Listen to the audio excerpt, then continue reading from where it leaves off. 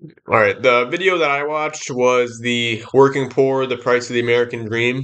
The video pretty much just followed a few families that were they're living in poverty, having financial struggles and problems like keeping and finding jobs.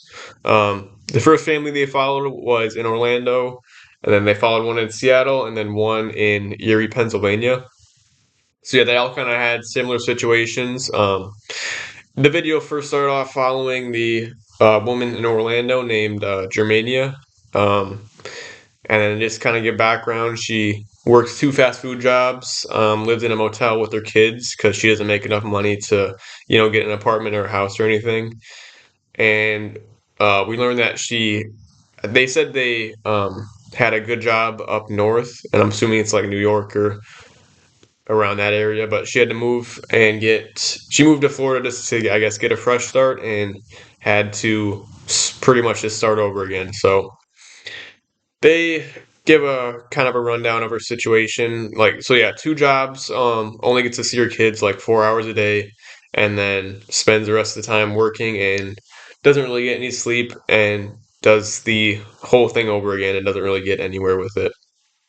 And then they followed another person. That's a Seattle person.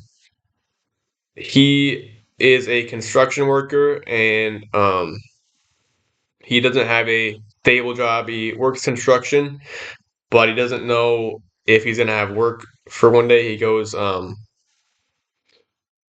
pretty much just walks down the street and tries to find work, and he doesn't know if he's gonna get work one day and not, have work another day. That's pretty much his situation. And then him and his family, they live in a church parking lot filled with tents with like I think they said 40 or 50 people in the same parking lot, all in tents. They share pretty much everything. So that one's also not really a good situation. And then the third one they follow is a man, and that's the one in Erie, Pennsylvania. He worked for General Electric, and we learned that that company pretty much just fires a bunch of workers because they don't want to pay them the wage that they're getting right now. They think it's too much.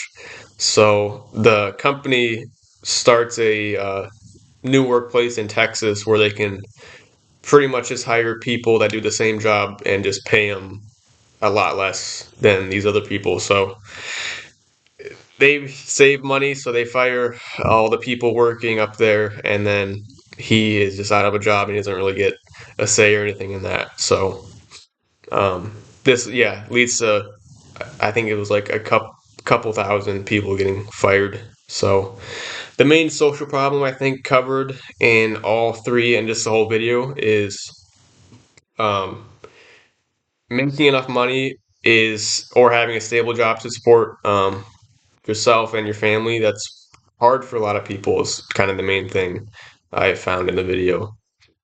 Um, So we get the background for all three of the people, and then the video like jumps into the future a little bit. And so we go back to the for Germania's situation. They go 6 months in the future, and we find out she's pretty much in the same exact spot she was in. And then a little bit later, she there's a family aid program where she was at, and they found her an apartment. So that's kind of an example of a program that helps people in these situations. And then we also see the family in Seattle get a place to live for 6 months. It's like an actual apartment.